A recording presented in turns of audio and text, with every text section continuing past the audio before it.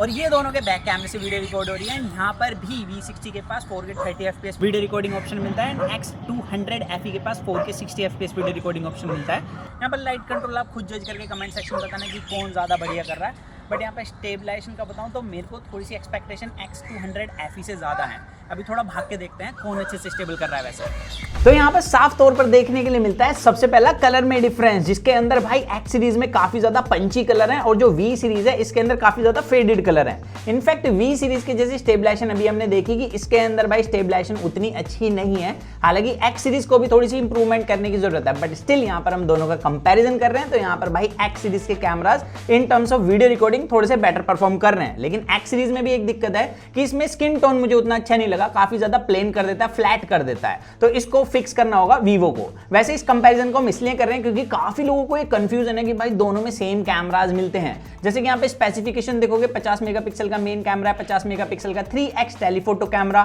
8 megapixel का ultra wide and front में भी 50 मेगापिक्सल का कैमरा। तो काफी लोगों को लग रहा है सेम कैमराज है तो सेम काम करेंगे, लेकिन ऐसा नहीं है। यहाँ पर अगर आप मेन कैमरा सेंसर देखोगे भले ही 50 मेगापिक्सल है लेकिन सेंसर अलग हैं दोनों के। यहाँ पर बाकी टेलीफोटो सेंसर बिल्कुल सेम है एंड यहाँ पर फ्रंट सेंसर में भी डिफरेंस आ जाता है। और साथ ही यहाँ पर इन दोनों में चिपसेट का भी काफी बड़ा डिफरेंस है, जिसकी वजह से यहाँ पर ISP डिफरेंट हो जाती है एंड फोटो जो प्रोसेस होने के बाद आती है उसमें काफी बड़ा डिफरेंस आता है। एंड ये वीडियो मैं इसलिए बना रहा हूं क्योंकि काफी लोगों का कहना है कि इस फोन को ना लेकर इसमें 10-15 हजार रुपए डालो, ये बाय कर लो, तो उनका भी ये डाउट क्लियर हो जाएगा। वैसे ये हो गई बैक कैमरे वीडियो की बात। अब फ्रंट कैमरे वीडियो पे चलते हैं।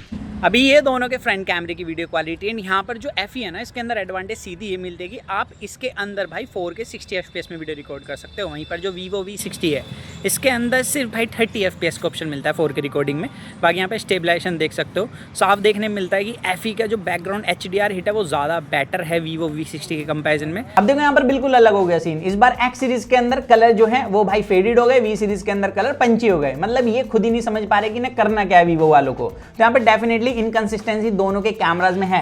बट यहाँ पर मेरे को X सीरीज का कैमरा दो चीजों में अच्छा लगा। एक तो इसके पास 4K 60 FPS की वीडियो रिकॉर्डिंग ऑप्शन मिलता है, हालांकि स्टेबलाइजेशन दोनों के अंदर ही काफी बेकार है। बट यहाँ पर अगर आप मेरे चेहरे पर या बैकग्राउंड में लाइट देखोगे तो वो ज्यादा अच्छी तरीके से X सीरीज ने कंट्रोल की है V सीरीज के कंपैरिजन में। इसके अलावा यहाँ पर आप फोटो पर चले सीधा, तो फोटो में ना काफी बड़े डिफरेंस आते हैं, आपको थोड़ा समझना पड़ेगा, वीडियो बिल्कुल भी स्किप मत करना। सबसे पहले जब आप फोटो क्लिक करोगे depth of field X series की ज्यादा बेहतर मिलती है V सीरीज के कंपैरिजन में, ये चीज साफ देखी जा सकती है। बट यहाँ पर अगर फूल की पत्तियों की बात करी जाए तो उस पर डिटेल V सीरीज ने काफी अच्छी दिखाई है। एंड ये सिर्फ फूल की पत्ती की बात नहीं है, आप किसी भी चीज की फोटो क्लिक करोगे तो वहां पर ये थोड़ा सा पोस्ट प्रोसेसिंग के बाद फोटो को थोड़ा शार्पन कर देता है। हालांकि ह्यूमन सब्जेक्ट पर मतलब इंसान की जब फोटो क्लिक करोगे वहां पर काफी अजीब भी लगती है वो चीज, बट ये चीज यहाँ पर है। बट V सीरीज के अंदर अगर आप देखोगे तो इसमें ना फ्लेयर्स उतने अच्छे तरीके से कंट्रोल नहीं है जितना X सीरीज में है। अब रीजन मैं बताता हूँ। यहाँ पर अगर आप दोनों के कैमरा लेंसेज को देखोगे दोनों पर Zeiss तो लिखा हुआ है, यहाँ पर फिल्टर भी A to Z Zeiss वाले सारे मिलते हैं दोनों फोनों के अंदर।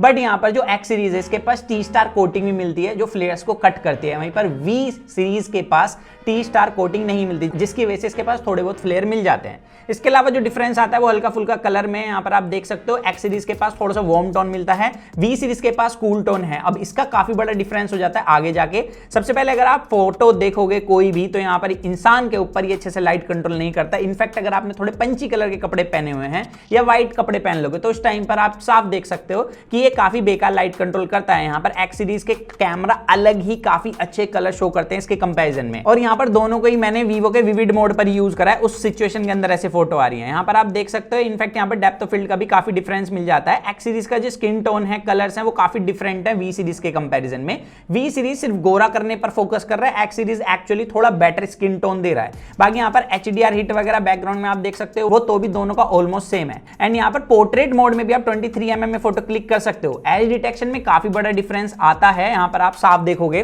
कि जो V सीरीज है इसका एज डिटेक्शन उतना अच्छा नहीं है, छोड़ देता है फेस से या हेयर से, लेकिन X सीरीज ज्यादा बेटर एज डिटेक्शन कर रहा है बिकॉज इसके पास सेंसर अलग है, इसके पास भाई प्रोसेसर अलग है। तो यहाँ पर पोस्ट प्रोसेसिंग के बाद ये ज्यादा बेटर तरीके से प्रोसेस करके निकाल रहा है फोटो को। और दूसरा इशू मेरे को ये लगा पोर्ट्रेट फोटो के अंदर कि पहले क्या था, जब आप Vivo की V सीरीज से फोटो क्लिक करते थे, आप फोटो क्लिक करा रहे हो, ब्लर ना डेप्थ के हिसाब से बढ़ता रहता था, लेकिन अभी इस Vivo V60 के साथ ये पूरा ही ब्लर ब्लर कर देता है, मतलब आगे भी उतना ही ब्लर होगा, पीछे भी उतना ब्लर होगा, तो DSLR लाइक फोटो नहीं आती, जिसकी वजह से यहाँ पर X सीरीज के कैमरा ज्यादा बेटर लगे मुझे पोर्ट्रेट मोड में। इसके अलावा दोनों में डिजिटली जूम करके 35 mm पर आप फोटो क्लिक कर सकते हो। यहाँ पर फोटोज आपके सामने हैं, फिल्टर्स दोनों के अंदर मिलते हैं जाइस वाले, हमने वो यूज करें। एंड अगेन 35 mm के अंदर भी दिक्कत है भाई V सीरीज में कि इस बार इसका एज डिटेक्शन पता नहीं क्या हुआ है, आप देख सकते हो यहाँ पर मेरे चेहरे के पास से देखा जा सकता है, हेयर से देखा जा सकता है, काफी अजीब कर रहा है। X सीरीज तो भाई नेक्स्ट लेवल ही खेल रही है इसके कंपैरिजन में। इसके अलावा इस सिचुएशन में भी इसमें लाइट कंट्रोल का इशू है, टी शर्ट पर आप देख सकते हो काफी ज्यादा चमकाया हुआ है। एंड यहाँ पे स्किन टोन से साफ देखने में लगता है कि X सीरीज जो फोटो क्लिक करके दे रहा है वो एक प्रीमियम फोन से फोटो क्लिक करी है V सीरीज के कंपैरिजन में। अब यहाँ पर यही नहीं, जब आप जूम भी करोगे तो डिटेल भी आपको X सीरीज के पास ज्यादा बेटर मिलेंगी। V सीरीज डिजिटली बूस्ट करता है डिटेल्स को, जिसकी वजह से इसके अंदर काफी ज्यादा अजीब लगता है जब आप जूम करोगे। अब तीसरा मोड जो पोर्ट्रेट मोड के अंदर मिलता है वो 50 mm का है, दोनों के अंदर दिया है। यहाँ पर भी लाइट कंट्रोल वगैरह के इश्यूज हैं, बस उसमें मात खरा है। इस बार एज डिटेक्शन तो इसका एक बार को टक्कर दे देता है X सीरीज को। तो जैसे मैंने बताया था कि बैकग्राउंड के साथ जो डेप्थ आती है उसके हिसाब से ब्लर डाला जाता है, उसका डिफरेंस आप यहाँ देख सकते हो। X सीरीज में कितनी बढ़िया फोटो ली गई है सिचुएशन के अंदर, एंड यहाँ पर जो X सीरीज है उसने आगे भी उतना ही ब्लर किया हुआ है, पीछे भी उतना ही ब्लर किया हुआ है, तो इसकी वजह से फोटो उतनी जानदार नहीं लग रही है। तो यहाँ पर वीवो पहले इन चीजों पर काम करता था, पता नहीं ओवर कॉन्फिडेंस में करा या जो भी है, इस बार इन्होंने इस चीज को मिस कर दिया है। अब यहाँ पर इसके अलावा टेलीफोटो लेंस जो मिलता है उससे आप 73 mm में फोटो क्लिक कर सकते हो दोनों के अंदर ही। अब यहाँ पर सेंसर बिल्कुल सेम यूज करा गया है, 50 मेगापिक्सल का सोनी का सेम सेंसर है, बट स्टिल यहाँ पर जो ISP है उसमें डिफरेंस होने की वजह से यहाँ पर लाइट कंट्रोल और स्किन टोन में डिफरेंस आता है, जहां पर X सीरीज ज्यादा बेटर परफॉर्म करती है। इसका स्किन टोन थोड़ा वार्म साइड पर है एंड V सीरीज का स्किन टोन थोड़ा कूल साइड पर है, और ऊपर से इसका HDR हिट भी थोड़ा सा हेजी कर देता है फोटो को। बाकी यहाँ पर जब आप पोर्ट्रेट मोड की बात करोगे दोनों में 85 mm मिलता है। अब यहाँ पर मैंने एक इशू नोट करा है भाई वीवो की V सीरीज के अंदर, जब आप 85 mm या 100 mm पर फोटो क्लिक कर रहे हो, मैक्सिमम टाइम फोकस एपर्चर 0.95 कर देता है, जिसकी वजह से इतना गंदा ब्लर आता है। हालांकि गैलरी में जाकर बाद में आप इसे फिक्स कर सकते हो, बट यहाँ पर ब्लर भाई बहुत ज्यादा अजीब है इसका। ऊपर से एज डिटेक्शन भी भाई 85 mm लेंस के अंदर X200 FE का ज्यादा बढ़िया है वीवो V सीरीज के कंपैरिजन में, ये चीज आप साफ यहाँ पर देख सकते हो। एंड इसके अंदर भी भाई बुके वाली एक दिक्कत आती है कि आगे भी उतना ब्लर, पीछे भी उतना ब्लर, वो डेप्थ नहीं आ पाती फोटो के अंदर। एंड यहाँ पर अगर आप डिटेल्स भी देखोगे X सीरीज के पास 100 mm 85 mm में ज्यादा बढ़िया मिलती है V सीरीज के कंपैरिजन में।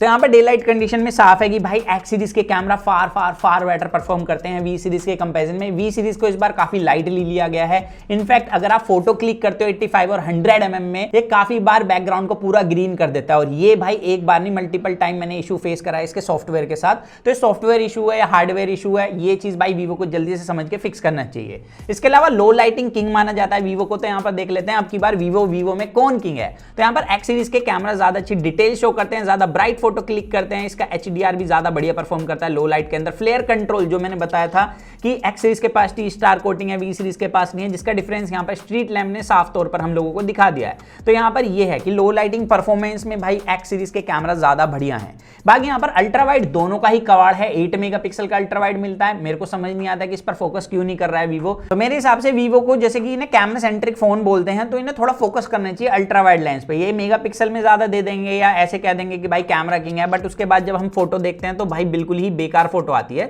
रीजन है साइड में से आप देख सकते हो हेजी फोटो है दोनों ही, यहाँ पर डिटेल मिस है दोनों ही फोन के अंदर, और ये चीज साफ तौर पर देखने के लिए मिलती है कि V सीरीज के अंदर फेडेड कलर है, X सीरीज के अंदर काफी ज्यादा पंची कलर है। तो ये वाला सीन है दोनों के अल्ट्रा वाइड लेंस के साथ, जो कि भाई प्राइस पॉइंट पर बिल्कुल भी जस्टिफाई नहीं करते हैं।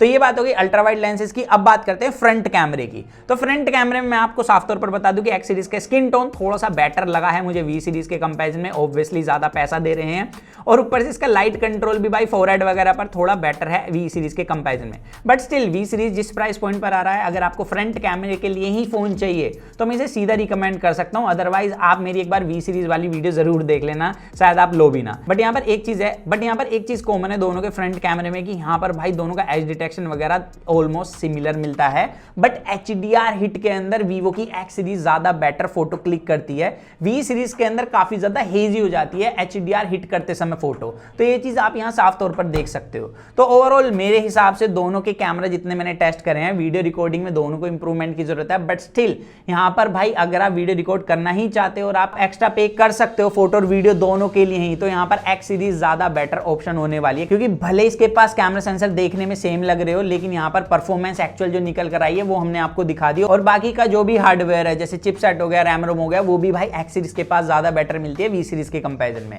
तो मेरे हिसाब से ये वाला फोन जस्ट निकाला गया था ताकि ये अच्छे से सेल हो सके। कुछ समझे दया। तो बस यही था आज की इस वीडियो के अंदर। बाकी आप बताना आपको कौन सा फोन ज्यादा अच्छा लगा कैमरास के लिए, और अगर आप चैनल पर नए हो, इस तरीके की वीडियो देखना पसंद है, चैनल सब्सक्राइब करना, वीडियो लाइक करना। तो मिलते हैं जल्दी कूल और एक्साइटिंग वीडियो में। तो जब तक के लिए जो मन में आ गया, सो करें to watch your heart, stay in with that box guys.